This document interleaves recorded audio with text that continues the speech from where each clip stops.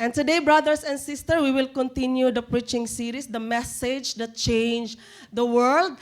Last Sunday, ayaw ninyo kalimtang ato ang natunan nga ang grasya sa Ginoo kay free siya, pero di siya cheap. Ug dili siya para lang sa mga beginners. So kung nay Christian unya igsuon nga mukatawa sa imo habay, sige ra makagtuki og grace oy. Pwede magpalalom. Oh, kanang magpalalom gani nga makit-an na nato si taning gani sa 7th dimension of our spirituality. Nabay mga nga Christian. Murag mag-yoga. Kay moabot og mga 7th dimension, 10th dimension nga ma-encounter na nila kinsa ilang ma-encounter nga mga anghel, si Samson, si David, tanan. No, nagdamgo ra dayto no nakatulog ra. No, pero pag moabot sa grasya gani, ingnon ka nga mura kag basic man kay ka. So pag naiingana nga Kristohanon sa imong kinabuhi, iampo, higala, kay dangerous. Wa kasabot sa grasya. Nga ang grasya, nga atong nadawatan gikan sa sugod, dili na siya dapat muundang hangtod sa mamatay ka. Kailangan magpuyo ka sa grasya. So di na to nakalimtan nga atong pagtulunan, nga ato ang natunan last time. And today, ato ang tukiyon igso na to i-discuss, gitawag na ko ni siya og the missing links of grace. The missing links of grace. Today, ato ang i-reject ang mga wrong principles about grace ug ato ang i-accept ang tinuod og biblical nga prinsipyo mahitungod sa grasya. 2 Timothy 1:13-14, let us be reminded that Apostle Paul said, "Hold on to the pattern of wholesome teaching you learned from me, a pattern shaped by the faith and the love that you have in Christ Jesus." Remember that. Hold on to the pattern of wholesome, tama, sound teaching you learned from me, nga atong natun-an gikan sa iyaha. In 14, through the power of the Holy Spirit who lives within us, carefully guard the precious truth that has been entrusted to you. Take note of this, brothers and sisters, that unbiblical teachings lead us astray. They are not just a product of human ignorance. They are part of Satan's main agenda to steal, kill, and destroy our souls. Kanang ginatwist ang kamatuoran igsoon, dili lang na tungod kay ignorante lang yun sila. Satan is like a roaring lion. Tanang maayo gikan sa Dios, itwist ni Satanas. Labi na gyud igsuon ang pagpanudlo sa grace. Kay ang grace igsuon, the doctrine of grace, it is foundational. Kailangan ka makasabot og dawaton nimo ang tinuod nga grasya bago ka maluwas igsuon. Kay pag moabot ka sa point sa imong life nga masabtan nimo og gidawat nimo ang tinuod nga grasya nga gikan sa Dios, mao na ang moment nga magpangurog si Satanas ug wala na gyud siya'y mabuhat sa imong kinabuhi. Masig unsaon kanyag kunis-kunis, dili na gyud ka maibot sa kamot sa Ginoo. Here in this church, we discuss about grace not because we are too perfect. Amen. Dili tungod kay mga perpekto ta, naatay confidence, your pastors, no? Tungod kay righteous sila, they are so confident in teaching about grace. Brothers and sisters, ang tao nga tinuod nga naka-encounter sa grasya sa Dios, ma-realize niya nga maurag yod ang makaluwas sa iya ang grasya sa Dios pinaagi sa pulong sa Dios. So ang effect igsuon, mag-humble down siya sa pulong sa Dios. Bisan pagdili ta mga perfect din igsuon, ang matag usa ka nato dili perfect igsuon, pero kani ato ang gibuhat tubangan sa Dios, gipili nato magpaubos sa iyang pulong. Kay nakabaluta nga ang iyahalang pulong ang makaluwas sa ato ug makabag-o sa ato ang kinabuhi. Bisan pa man nga naatay mga comfort zone nga i-give up, naatay mga sacrifices nga gibuhat sa pag-follow sa pulong sa Dios. Nagpaubos ta igsuon kay na-encounter nato ang tinuod nga grasya pinaagi sa pulong sa Dios. Dili siya resulta, ang pagtuki sa simbahan sa grasya resulta sa righteousness, na follow na to ang standard, na buhat, na qualified ta sa unsay giingon sa Biblia igsuon. Until now, this church, your pastors, your leaders, everyone in this church, we keep on humbling down ourselves before the Lord and His Word. And today, we will discuss the sound teachings on grace as well as the wrong principles often linked to it. Kana ganing maukban igsuon na imuhang awareness nga nag-exist dahil ng mga ingon-ani nga butang, it's a grace. Don't allow yourself to become ignorant. Kaya pag ignorante ta igsuon, grabing deception ni Satanas. Grabing deception. Even ang mga iyahang mga scheme, ang iyahang mga aktibidades, murag himon niyang maayo. Ing anak ka grabe si Satanas. Ing anak ka grabe si Satanas mangilad sa mga tao, even Christian. Be vigilant, brothers and sisters. Be vigilant. So when we are told with this, that these things are right and these things are wrong, dako kay na siya nga grasya, nga gihatag sa Ginoo. Ako mismo kaingon ko.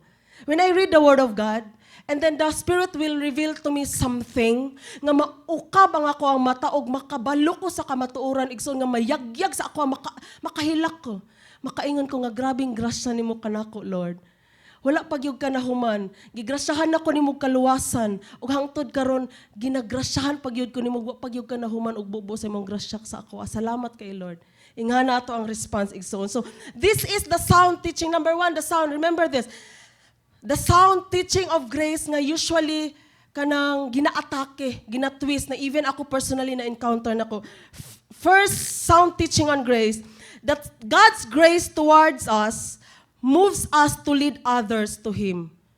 Okay? God's grace toward us moves us to lead others to Him. Ug na-encounter na ako igsoon, mismo ako giingnan. This wrong principle, ni ana ang person, there's no need to evangelize because God has already predestined those He intends to save. Giingnan ko niya. Sayang lang sa sa una.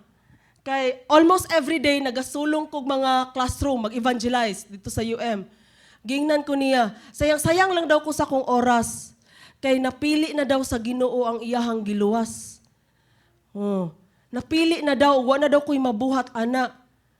So gipangutanan ako siya, predestination. Nothing is wrong with predestination, igsoon. Kay ang predestination, pasabot ana, ang Ginoo ang nagbuot nga maluwas ka, dili ikaw. Dili ka pwede moingon nga, pagpangutanan ka, nganong kaingon makangaluwas ka, gusto lang na ako, buot ka. Basta luwas ko, feel lang na ako, gusto ko luwas ko. Dili nga na, ang Ginoo ang nagbuot nga maluwas ka, mao nang naluwas ka. Igsoon, dili ikaw ang nagbuot nga maluwas ka. Mao na predestined, tinuod man na, pero na-twist. So katong niingon sa kuha, mo iyang giingon sa kuha, kapoy-kapoy lang daw kog share sa gospel. Nga sayang lang daw akong oras kay napili na sa Ginoo. Wala na kay mabuhat. So gipangutanan ako siya. So kaila ka kinsa gipili sa Ginoo.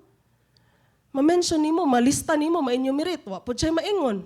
Wa siya kabalo, so di ka si God. Wa kabalo. Wa ta kabalo, so mag-evangelize ta kayo, wa ta kaila kinsa gyud ang gipili niya. Tapos gipangutana po na ako siya. Asa ka sa duha? Pinili o wala gipili? Ana pa siya, gipili, ay pabor-pabor, kasi mong sarili, bias. Bias man ka. No, and then pagka next day, igsoon, na-report sa presinto, kay nang haras og babae. Gidemanda og unjust vexation, halaka, lahi ang destination na atoan. Dili heaven, lahi ang predestination, presinto. See? Wrong principle will result into wrong action, brothers and sisters. Ephesians 2:8-10, God saved you by His grace when you believe, and you can take credit for this. It is a gift from God. Salvation is not a reward for the good things we have done, so none of us can boast about it. O nang di yun na gusto sa Ginoo nga isip ka nga naluwas ka kay siguro na nakita ang Ginoo sa kuha nga na adyo kay potential na adyo gamit jud ako ang ani nga mga talent sa gingharian so giluwas jud ko sa Dios. Dili na pwede kay ang resulta ana manghinambog jud kay igsoon. So di gyud na gusto sa Ginoo nga naadyo kay credit ana iyaha ra gyud na. kanang kaluwasan imong nadawatan para di jud ka mahimong boastful igsoon. For we are God's masterpiece. Kita ang the best work sa Ginoo, masterwork, mao nay masterpiece igsoon. He has created us anew in Christ Jesus so we can do the things He planned for us long ago. He has created us anew in Christ Jesus so we can do the things He planned for us long ago. Giluwas ka sa Ginoo, giplanuhan na kaniya igsoon. Naana siya gihuna-huna sa imo, ha? Dili ka empty, gibuhat lang just for nothing. Giplanuhan na ka sa Dios. Mo na kailangan nimo ma-receive karon. Ang grasya nga imo ang na-receive, mo kapaamgo sa imuha nga giplanuhan na ka sa Dios igsoon. And Ephesians 3:7-8, by God's grace and mighty power I have been, si Paul, by God's grace and mighty power I have been given the privilege of serving Him by spreading this good news. Though I am the least deserving of all God's people, He graciously gave me the privilege of telling the Gentiles about the endless treasures available to them in Christ. After naluwas si Apostle Paul, igsuon, kabalo kaon siyang gibuhat, niadto siya sa mga sinagoga aron iwali ang gibuhat sa Dios sa iyaha. Wa siya niingon nga, I'm done. Giluwas na ko sa Ginoo, okay na ko, fights na ni. Dili ingon ana igsoon. From the Bible, when we read the Bible igsoon, tanang nagrasyahan, tanang naninuod sa ilahang kinabuhing Kristohanon igsoon, namuhat gyud sa Ginoo, nag-serve gyud sa Ginoo igsoon. And this is the true biblical grace, the effect, the true biblical grace will make us or makes us first, consider our lives as created by God with a purpose. Sa diyang nagrasyahan ka igsoon. Ang unang mahitabo, sa diyang magrasyahan ka igsoon, ma-realize nimo nga makasasala kay ka. Dili na yung purpose, ha? Gikan ka sa kangit-ngit ba? Oh, na-encounter nimo si Jesus. Ang una nimong ma-realize igsoon, makasasala kaayo ka o kailangan nimo si Jesus. And then karon giluwas ka ni Jesus igsoon. Ug nes na kasantok sa imuhang utok, Lord, how can I serve you? Dili bayad sa imong kaluwasan igsoon. Kaya ang giingon ni Paul, I have been given the privilege of serving Him by spreading this good news. Na-discover ni Paul nga gitawag siya sa Dios nga musangyaw sa pulong og ang iyahang term sa kana nga tawag igsoon pribilehiyo, dili requirement. Dili requirement igsoon. So pag giluwas ka sa Ginoo, tanang ginabuhat nimo dinhi sa simbahan igsoon, ginabuhat nimo nga pagpangalagad sa Dios. Ayaw gyud isipa nga bayad ka na sa kaluwasan nga gihatag sa Dios sa imuha kay bisan unsaon. Maskim pag nudnuron nimo ang tibok salog dinhi sa venue, pasinawon nimo og grabe para ipangbayad sa imong kaluwasan, di gyud ka makabayad igsuon. When you encounter the grace of God, it's the Holy Spirit will convict you. Kana ma-convict ka igsuon nga, Lord, what can I do to serve you? That's very amazing conviction. When you receive grace, brothers and sisters, you should have that. Yes, you should have that. That is normal. That is natural for a person nga nakadawat sa grasya, igsoon ka na makabati siya. Lord, unsaon ta ka mahimaya sa ako ang kinabuhi. So karon pastora, nganong wala ko'y ma-feel ing ana nga na ako'y ma-feel conviction nga, Lord, gusto ta ka mahimaya sa ako ang gamit ako. And this preaching right now is a grace for you. When you hear the word of God that you should feel that, then you ask it from the Lord. Amen? Lord, I have received your grace. I know that you have forgiven me, Lord. And please, change my heart. Change my heart. Make my heart convicted to serve you and give my life for you. You can ask to God. Be transparent, brothers and sisters. This is a real talk, okay? Preaching is not a performance, amen? I'm not performing here. We are talking heart to heart here. This is a real talk. If struggle, brothers and sisters, nga medyo pa kayo na na-experience sa mga ginaingon sa wali, please talk to God. You are still alive. You still have a chance to talk to your God that, Lord, give me this grace that I will be convicted, that touch my heart, Lord, that this heart will be changed, that I will love you and I will love to serve you because I am created with a purpose. I'm not created for nothing. Amen? God will not create someone for nothing. He created you to become somebody that He wants you to be. Ang yalang gusto, Ikson, you will open your heart and humble down that you have a purpose in Him, that you will receive your purpose in Him. And true biblical grace makes us do to others what the Lord has done in our lives. Sa diyang nagrasyahan ka sa kaluwasan nga dili nimo mabayran igsuon, musantok sa imo ang hunahuna. Lord, dili lang ako ang gusto magrasyahan. Akong ginikanan, akong mga igsuon, kaluoy pod in taon nila, Lord. Di lang ako gusto mag-enjoy sa kaluwasan. Sa una sa diyang naluwas si Pastor Glenn, muna iyang na-feel. Nga na-imagine niya iyang kaugalingon nga naa siya sa langit o niya iya daw pamilya kay naglangoy-langoy sa impyerno. Di niya kaya. So samtang buhi pa siya o buhi pa iyang pamilya, gibuhat niya ang tanan to reach them out. Dugay-dugay pod noon daw, pero nahitabo gyud. So karon ikaw, mas dali siguro. Mas dali siguro nga mo, maka-feel yung kaigsoon. Magsugod na sa imong prayer, brothers and sisters. Don't feel pressure. Ang grace, mo resulta siya sa ako ang mag-desire ko nga maluwas ang uban, maka-pressure ba? Brothers and sisters, there is no pressure when you understood grace. Pressure is enemy of grace. Di na grace, igsoon ka nang ma-pressure. Like kapadulungan ng ma-feel pressure, igsoon. It's a natural flow from the Holy Spirit nga nagrasyahan ko. How about ang uban? Kaya ang nahitabo igsoon, ang tao nga gigamit sa Ginoo nga magrasyahan ka, nirespond siya. Wala nagrasyahan ka. Naigigamit ang Ginoo nga tao igsoon para magrasyahan ka, nirespond siya. So mo na nagrasyahan ka. So ikaw karon, naaman po'y gamiton man po sa Ginoo ang imong kinabuhi nga magrasyahan ang uban. So ang pangutana karon, mo respond ba ka para magrasyahan sila? Amen? Please say, Lord, mo respond ko nga magrasyahan ang uban. Amen. Hilabi na gyud ang imong pamilya, igsoon. Hilabi na gyud ang imong pamilya. Mag-una sa pag-ampo. Iampo sila. Lord, grasyahi akong papa. Grasyahi ako ang mama. Grasyahi ako mga igsoon, ako mga friends, ako mga katrabaho.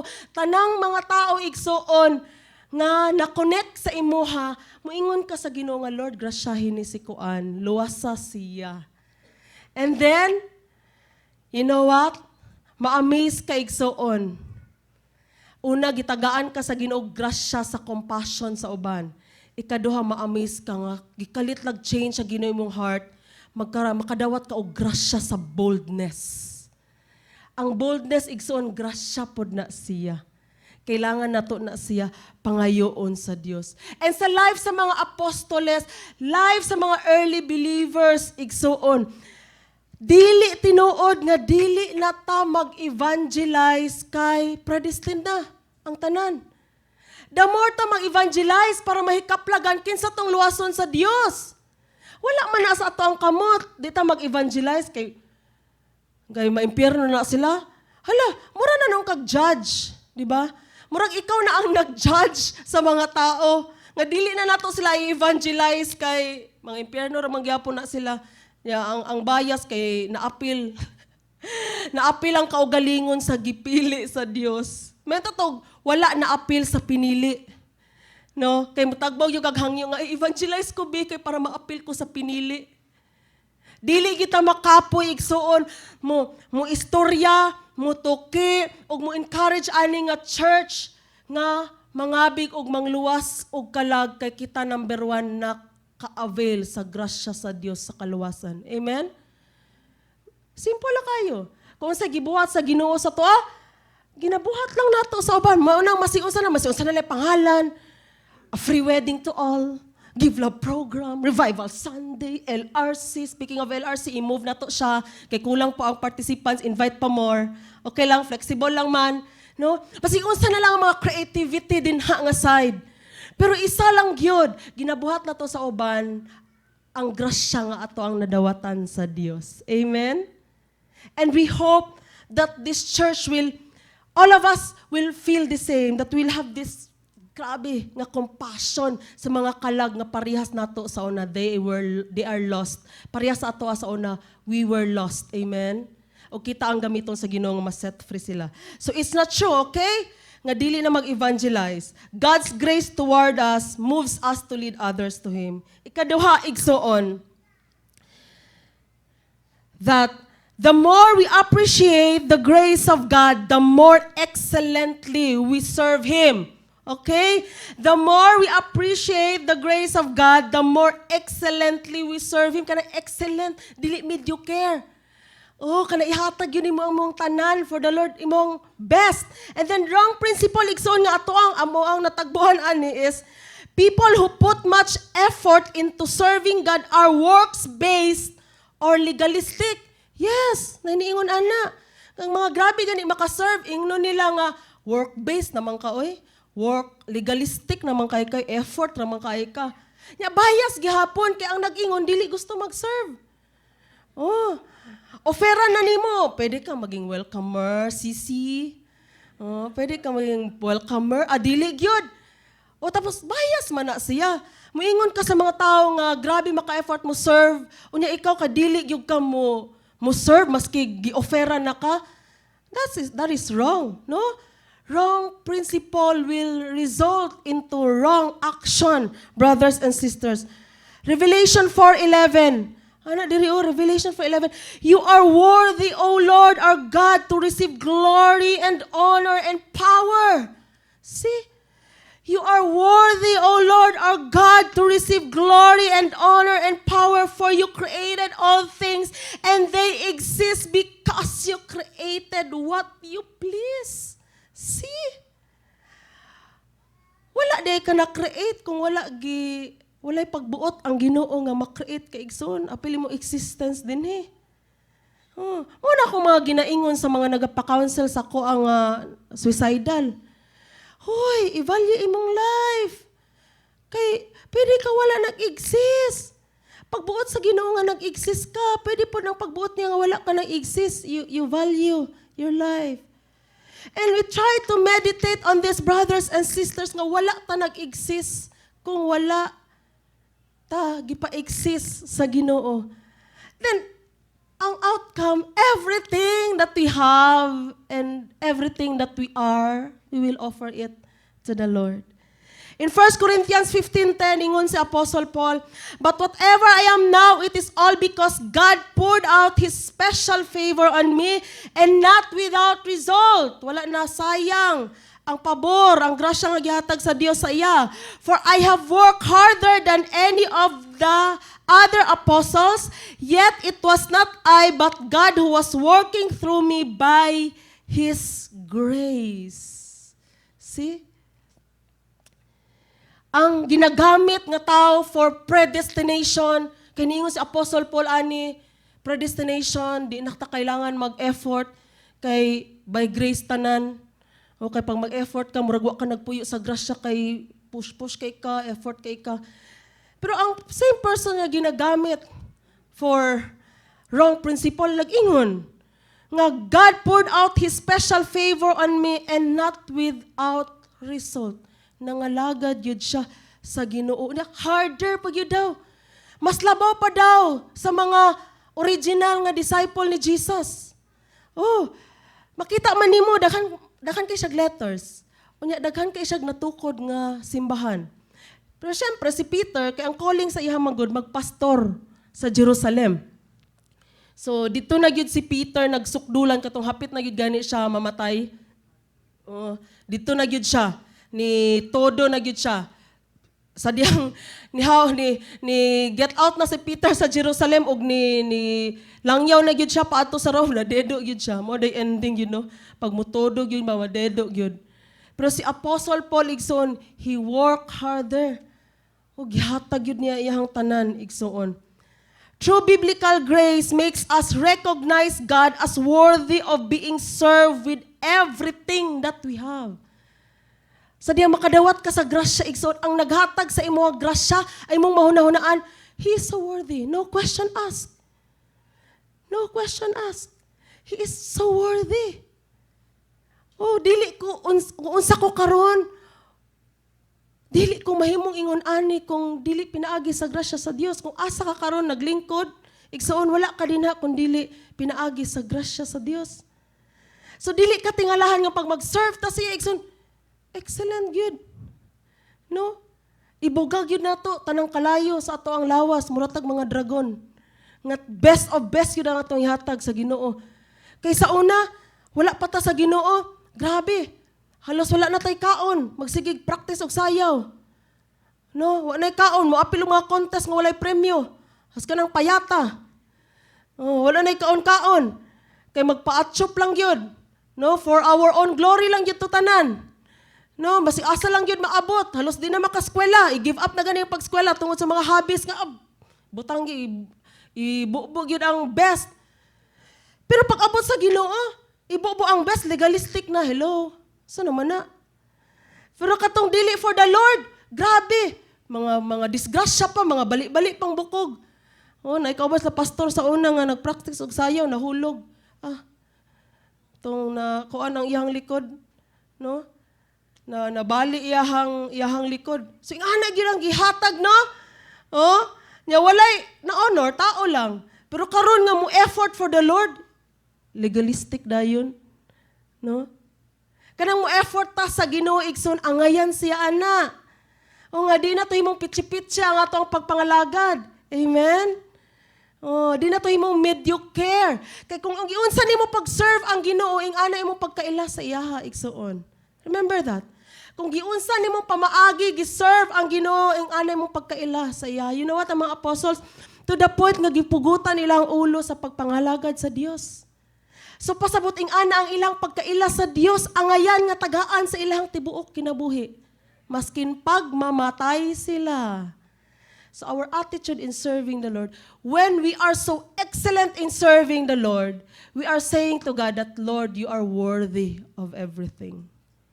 So kung sa unang worldly pa ta, wala pa ta sa Dios, grabe kay ta maka-effort, for our own glory lang, para believe ang mga tao sa ato para maghimot ang gwapo o gwapa na magpa-autograph sa ato So nabuhat na nimo sa una igsoon, karon please i-times 100 for the Lord. Amen? I-times 100 for the Lord. Ayaw itrata na kaya sige, by grace bita. Ukira na ato ang mga ginabuhat niya, by grace bita, nagrasya na. Lain man po, kay ta, feel tag pressure mo, naman tag, wala nagpuyuan ni sa grasya. Mali nga notion igsoon sa grasya. The more ka nagrasyan, the more ni mo ihatag ang tanan sa Dios. And true biblical grace makes us passionate to serve the one who saved us. Yes. Grabe. Hapit ka na hisalaag. Kung walay grasya sa Dios, asa na kakaron? Basig na lista na ka sa DDS or wala na barilan na gyud ka sa kabugoy gyud nimo. Sa kapariwara gyud sa imong kinabuhi igsoon. Asa na kakaron? You measure lang, yes, you look at your life. Yes. Asa ka ko karon kung walay grasya sa Dios. So this God who saved us from misery, from that miserable life that we had before, brothers and sisters, we will give our all. So kung asa ka karon gibutang sa Dios, for example, kung gibutang ka sa Dios nga mahimong giver or mahimong donor sa sa church, kung naa ka din na karon nga situation, nga pagpangalagad, please do it excellently and generously and make your heart pure and genuine in doing it.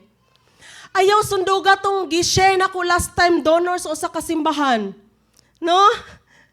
Nga, niingon siya sa pastor. Remember that? Niingon siya sa pastor nga mo-donate siya pag tanggalon ang empowerment sa Holy Spirit. If you are a donor, you are in that position right now, brothers and sisters, be excellent, be pure, no? In offering your calling to God. Sa akong giingon ganina, ayaw sunduga ang mga nag-fail nga mga donors nga gigamit sa Ginoo. Sayang, they spoiled their calling. Pero atong giingon ako, giingnan ang pastor, mag-donate ko pag tanggalo ng empowerment sa Holy Spirit sa church. Amo ang tubag ana ni pastor, pag naiingon ana, wala pa man pod so far, lahi pod. Lahi po namang na-experience. Donor nga gustong equal power. Equal power, nga di lang daw kami ang powerful ni pastor. Sa Power Ranger na daytaan eh. Abi ba na ko, vessel lang mi ni pastor nga gigamit sa Ginoo niya, ang Ginoo ang powerful. Vessel lang inyong mga pastor, so kami nag-claim nga namin power. Wala yung wala tayong mga power diri nga mas powerful tang tanan. Wala yung nangalagad lang ta sa Ginoo samtang buhi pa ta. Amen. Apila mga pastor, nangalagad lang taon ta samtang naginhawa pa ta kay pag mamatay na ta di na ta mangalagad, human na. Na ta 7. So kung asa ka karon igsoon, do your best, be excellent, be pure before the Lord. Ayaw, pag mag-serve ka niya, for example, donor ka, nga balik-balik ng donor kay mao mo gud na grabe gyud na hitabo. Ayaw butang og mga kondisyones ba? Mag-isip ka ba, kung sa pakadako imong pagpangalagad, feeling nimo dako imong hinatagan, dako imong pagpangalagad kay imong gi-measure, o dako jud akong pagpangalagad kay dako ko hinatagan. Sige, bahala ka sa imong isipon. Pero gusto na akong isipon sa nimo ba nga, mao na lang gani ni akong pagpangalagad sa imo ha Lord. Ako pag yung siraon. Ako pag yung siraon, ako pag yung spoil. Di pag yung kamalipay, Lord. Magdala pag yun siya o kalaglagan sa ako ang kinabuhi. Apil sa excellence, igsoon, dili lang ka ng excellent. Ano, dila. Siyempre, apil na, no? Pag musayaw yun sa Ginoo, grabe dyan. Pamaulan dyan, grabe ang mga theater and arts. Kay for the Lord yun, excellent yun kayo sila. Grabe yun. Grabe yung kuan yun, ano yun. O apil atong excellence atong karakter, igsoon. Amen?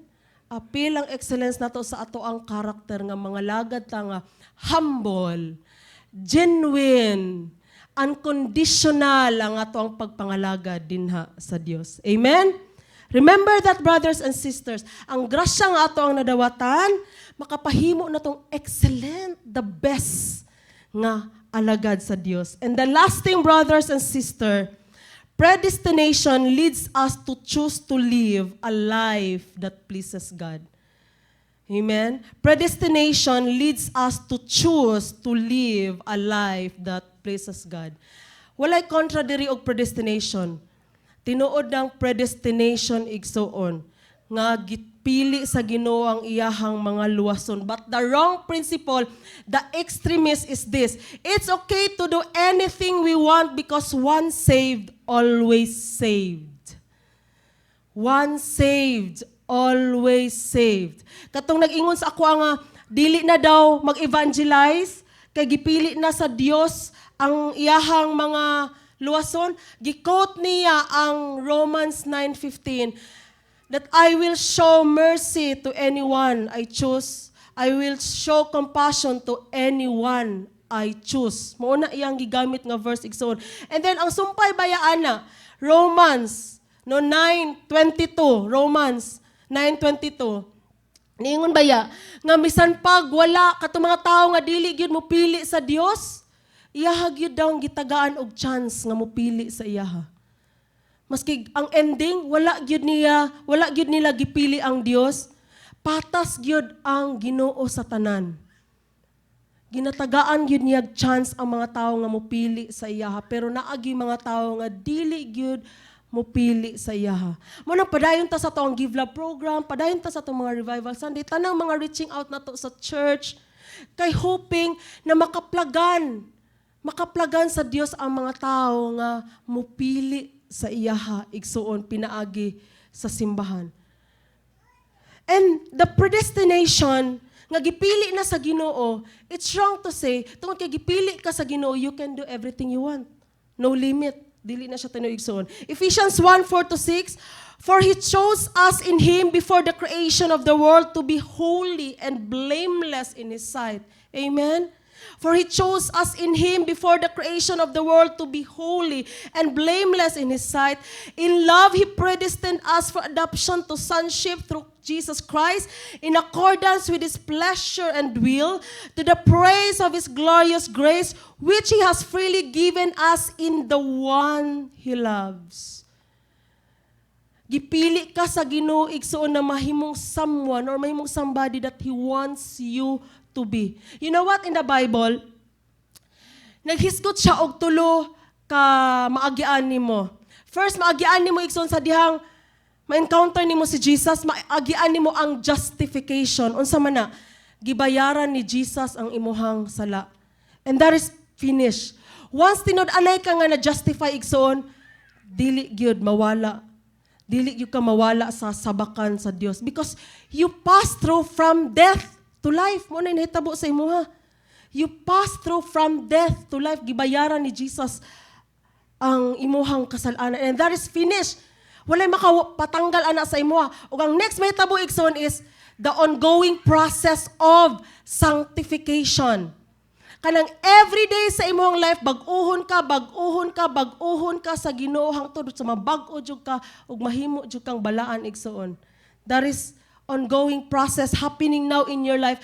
Ug hangtod sa mamatay ka igsoon, before ka mamatay nagapanghitabo ang sanctification sa imong kinabuhi. And the last one, the final and eternal, is the glorification. That you will be made perfect by God. Justification, sanctification, glorification. Praise the Lord. Palakpakan na to ang Ginoo na. Grabe ka, gracious ang Ginoo. Gi-justify na ka, pero kitagaan pa kaniya o grace igsoon nga ma-sanctify ang imong kinabuhi bago nimo siya i-meet face to face. So please value your grace, the grace that you have received. Amen? We will humble down ourselves before the Lord. Ngayon siya, gi-create niya to become holy and blameless in His sight. Ayaw tanaway mo present situation, o sa imong struggle karon, mo ni aim sa Ginoo sa imuha. And please humble down yourself nga mag-cooperate ka kung unsay gusto mahitabo sa Ginoo sa imong kinabuhi igsoon. Bag-uhon ka hangtod sa completely gyud mabago ang imong kinabuhi. In Romans 5:19-21, for just as through the disobedience of the one man, Adam, the many were made sinners, so also through the obedience of the one man, Jesus, the many will be made righteous. The law was brought in so that the trespass might increase, kanisikat kaini, but where sin increased, grace increased all the more. Another version, where sin abounds, grace abounds even more. Daghag na nga bulasot ana.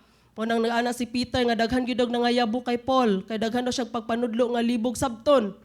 O daghang gyud nabulasot ni Paul no. So that just as sin reigned in death, so also grace might reign through righteousness to bring eternal life through Jesus Christ our Lord. The grace that we have received right now, we attained it through the righteousness of Jesus. Kay iya lang righteousness ang kaya, ang madawat sa amahan igsuon. Iya lang righteousness. Gi-offer ni Jesus iyang sarili para madawat ta sa amahan. Kay iya lang righteousness ang makapasa sa amahan. So grabe. Grabing pag-ula sa kinabuhi ni Jesus igsuon. For the sake of this grace that we have right now. And true biblical grace makes us choose to live according to the standards of God. Ug ayaw bagting imong utok igsoon pag mag-mention kanig standard. Standard. Oh boy, it's so hard. Naada yung mga notion nga, standard. Maka-pressure man na oy. So again, if na yung mga term nga pressure, mga term nga na-exhaust, na ay term nga na-drain sa pagpangalagad, please realize nga wala na nagpuyo sa grasya. Kaya ang tinuod nga nagpuyo sa grasya, igsoon, walay pressure sa word sa Ginoo, walay mga pressure sa pagpangalagad, walay draining, walay burning out sa pagpangalagad, igsoon, kay nag-rely ka sa kusog sa Ginoo. Ma-drain lang ka, igsoon, ma-burnout lang ka, ma-pressure lang ka sa tanan, igsoon, pag mo rely na ka sa imong kaugalingon. Mo na legalistic. Mo na tinuod nga legalistic. Ma-drain na, ma-pressure na, ma-burn out na, kay murag di nakapasar sa standard.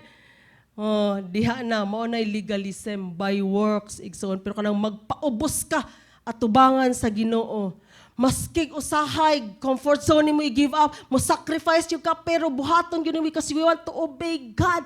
You are living in grace even if you are imperfect, brothers and sisters. Naningon sa una, okay daw kayong so GMC. Kay On Fire Christian Life starts here yun daw. Tinuod yun daw na.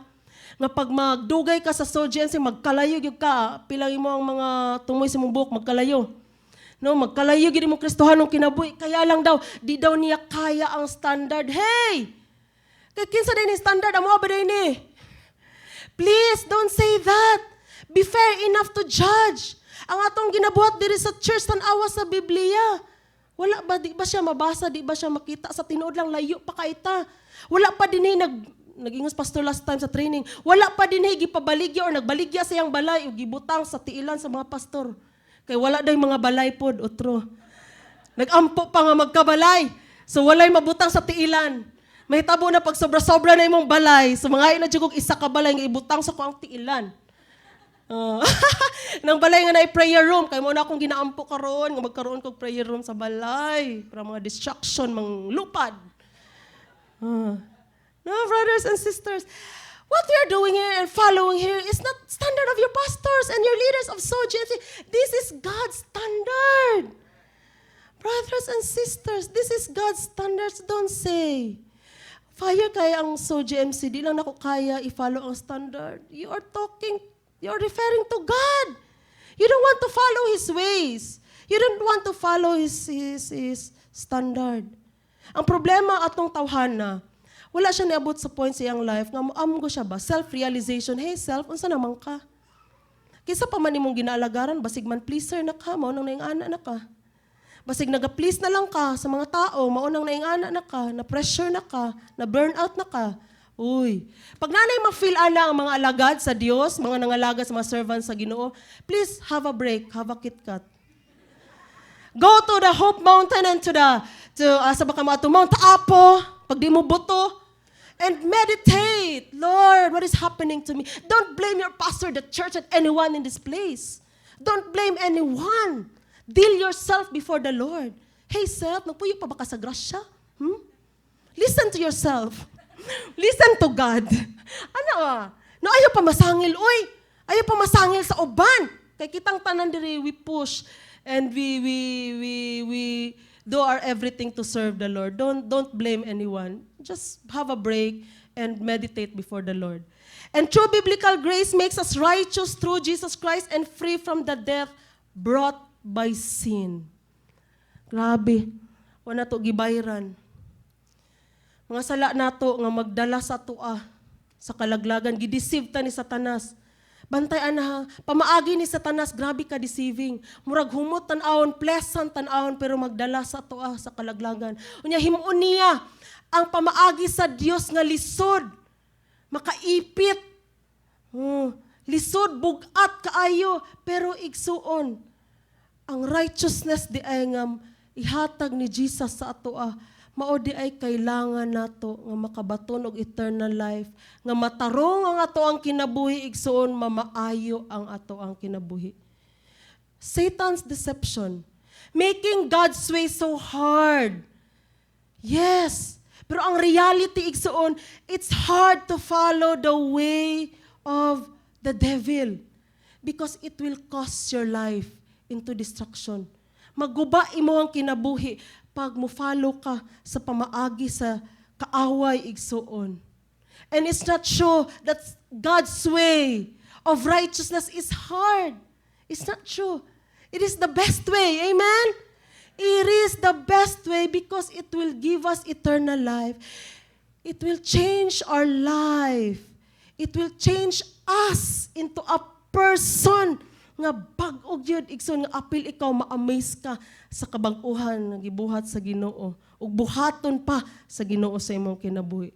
So right now, brothers and sisters, as we are talking about grace, in this moment we have this preaching series about grace, I want you to really value this grace, the true grace nga imuhang nadawatan sa Ginoo igsoon. Please value it. Kay si Jesus namatay para magrasyahan ka. Ang mga apostoles, wala nila gi-compromise ang tinuod nga grasya na abot sa imuha, na abot sa to. Amen? Gipugutan ng ilang ulo, pwede nila i-deny ang tinuod nga grace. Pwede sila mo follow og mali nga pagpanudlo og mao'y napasa sa ato karon kay wala nila nakaya ang persecution nga ilang gidangatan tungod sa grace nga ilang gigunitan og gipasa nila sa ato. Grabing life nga giula, gisakripisyo tungod aning grasya nga imong nadawatan. So please value your grace. Don't exchange it. Ayaw ipagpalit sa bisan unsa, igsuon ang grasya nga imong nadawatan. Amen? Give your life to the Lord. Serve God. Give your life to the Lord and follow Him faithfully sa imong kinabuhi. Word to remember, wrong principles on grace lead us astray. True biblical grace moves us to desire that others be saved, to serve God with all that we have, and to live a life that pleases Him. It produces humility and righteousness in our lives. This is true grace, and we are firm with it. Amen?